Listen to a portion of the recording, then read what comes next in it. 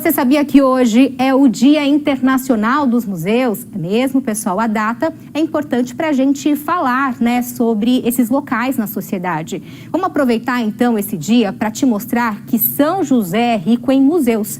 Tá feito o convite. Confira agora. A Sala dos Ofícios traz a história da manufatura do Vale do Paraíba, desde a pesca, com redes vindas da cultura indígena, até a casa de farinha, onde a mandioca ganhava uma nova forma. Uma pequena demonstração da riqueza exposta no Museu do Folclore, no Parque da Cidade. Quando a gente fala da cultura popular, do folclore, das raízes culturais dessa região, do Vale do Paraíba, de São José dos Campos, da relação do homem com a terra, da relação do homem com a pesca, com a agricultura, né, com os saberes manuais, e essa sustentabilidade que esses saberes cria para a existência humana, né, porque você saber pescar garante a sua alimentação, você saber costurar garante a sua vestimenta, você saber construir casa com barro e bambu garante a sua morada. O museu, aberto ao público há 25 anos, traz histórias de séculos passados. A Sala das Festas, por exemplo, mostra um pouco das celebrações sociais históricas. E ainda tem a Sala dos Santos de Fé, trazendo a religiosidade dos povos africanos e a construção da identidade regional. A gestora do museu explica que todo o acervo é resultado de um trabalho de preservação que continua sendo feito, o que mantém a cultura local cada vez mais viva. É muito interessante quando a gente faz aquelas espécies de quiz, né, de perguntas e respostas, e as crianças se identificam com isso. Quando você pergunta quem faz bolinho caipira na sua família, quem faz artesanato, quem faz crochê, e aí eles vão percebendo que aqui trata da história da família deles, trata da história da vida deles, né? E isso é muito interessante porque é essa função social do museu, né? Qual que é, e aí essa é uma discussão que vem também do ICOM e da Semana de Museus e desses órgãos museológicos, que é pensar qual é a função do museu. No dia 18 de maio é celebrado o Dia Internacional dos Museus, data que reforça a nossa riqueza cultural e incentiva a população a conhecer um pouco mais da nossa diversidade. E essas manifestações artísticas e históricas estão espalhadas por toda a cidade. O Museu da Arte Sacra, no centro, é exemplo disso. São livros, imagens, bandeiras e outros registros da religiosidade na cidade. Tem ainda o Museu do Esporte, contando a história de momentos inesquecíveis e atletas joseenses de sucesso. E para os fãs do universo das aeronaves, tem o Memorial Aeroespacial Brasileiro. Já para os curiosos sobre os fenômenos físicos, o MIC, Museu Interativo de Ciências, promove a compreensão da natureza e desperta o interesse dos visitantes para novas experiências. Essa historiadora explica que juntos os locais ajudam a construir a identidade do joseense. Tanto o Museu do Folclore, como você comentou, até mesmo o Museu do Esporte, o Museu de Arte Sacra, né, o Museu Municipal, todos os museus aqui de São José dos Campos e até espaços educacionais como esse aqui, que é um centro de história, todos eles contam indiretamente ou diretamente a história da cidade, porque foram pessoas que viveram aqui que estiveram envolvidas nisso, né? Seja nas atividades do folclore, seja na universidade, seja nas fundações, em clubes, em grupos, tudo foi feito com as pessoas que viveram aqui. Então, sim, todos esses espaços contam a história, não só das instituições, mas da própria cidade. E conhecer o passado é fundamental para entendermos o nosso presente. Premissa do projeto Promemória, Programa de Preservação e Recuperação da História da nossa cidade. A iniciativa eterniza lembranças de São José ao longo de séculos passados, como esse registro de um local bem conhecido de São José, a fachada da Univap, na Avenida Paraibuna. Difícil imaginar que na década de 60 ela foi assim. Através dos documentos e através da conservação, por exemplo, que o Promemória faz, que é a digitalização de atas, de documentos antigos da cidade, desde o século XVIII, foi possível de descobrir uma série de coisas da cidade de São José dos Campos que ninguém sabia, como, por exemplo, colônias orfanológicas. A TV Câmara até fez uma matéria sobre isso, né, sobre como que isso foi descoberto aqui, que não se tinha ideia de que isso existia aqui no Vale do Paraíba e na cidade de São José dos Campos. Então, por exemplo, como foi feita a vila de São José dos Campos, tudo isso só foi possível por meio da pesquisa.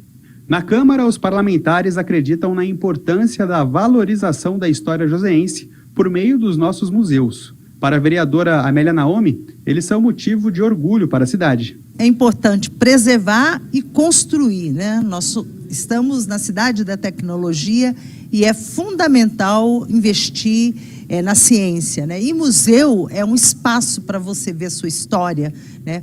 O Museu Interativo da Ciência que nós temos aqui em São José, ele é um espaço moderno, né? Especial, inclusive, para as crianças, mas que também os adultos podem ir e devem ir conhecer, porque no último espaço nós temos um espaço que todo mundo pode ver os planetas, tal.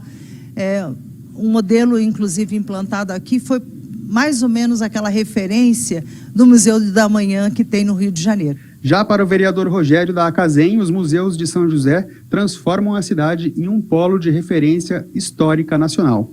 Muitas pessoas, né, eles entendem que o museu, ele fala só do passado. Mas o museu, ele reflete no presente e também no nosso futuro.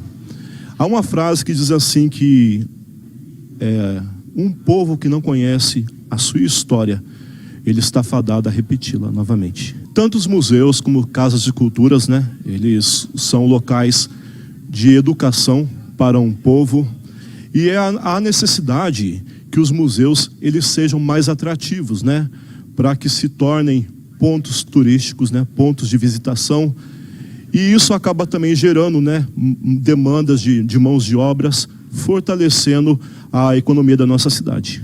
Da mesma forma, a preservação da cultura é indispensável para o vereador Renato Santiago. Esse investimento ele gera entretenimento, ele gera cultura, né, ele gera turismo na cidade. São José é uma cidade que tem uma história riquíssima, né? É uma cidade tecnológica, mas para se chegar até o dia de hoje, muita coisa foi feita lá atrás e nós temos desde Osíris Silva, né, até Felício Ramute, hoje em dia, que é nosso vice-governador. São ícones da cidade que tem toda uma história percorrida. Então, é extremamente importante valorizarmos pessoas e acontecimentos para que as novas gerações tenham conhecimento e aprendam um pouco mais sobre a nossa cidade.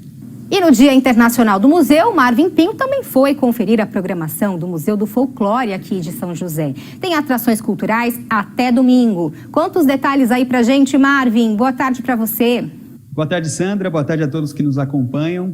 Sandra, olha só, estou agora no Museu do Folclore, em São José dos Campos, para mostrar para o pessoal aí que nos acompanha um pouco da importância, né, da diversidade cultural, não só da nossa cidade, como de toda a região.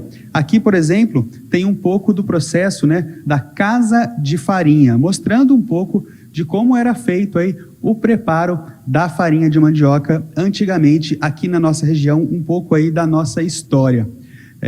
Aqui no Museu do Folclore, cada sala conta um pouco da história da nossa região, né? Nós estamos agora na sala dos ofícios, contando um pouco da pesca, de todos os processos, inclusive aí do preparo da farinha de mandioca. Mas quem vai explicar um pouquinho de tudo isso para a gente é a gestora do museu, a Maria Siqueira Santos. Maria, boa tarde. Primeiramente, o que a gente pode destacar dessa parte aqui da farinha de mandioca?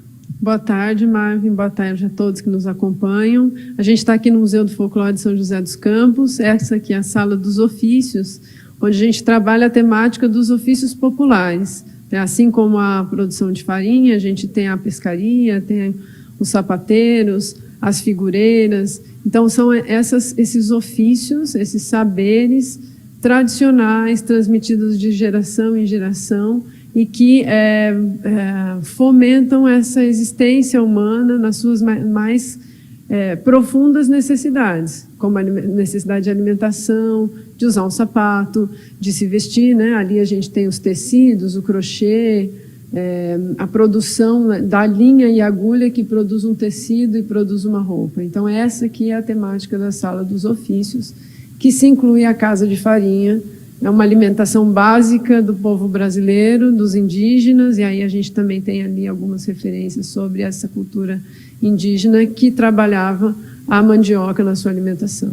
E a Sala dos Ofícios, ela é uma das que mostram aí um pouco da cultura da nossa região. O museu, de forma geral, trabalha muito esse tema, né? Tem até a parte do museu vivo, a área externa, né? Isso, a gente tem uma série de programações, além da exposição em si. A exposição trabalha a temática da cultura popular do Vale do Paraíba, São José dos Campos.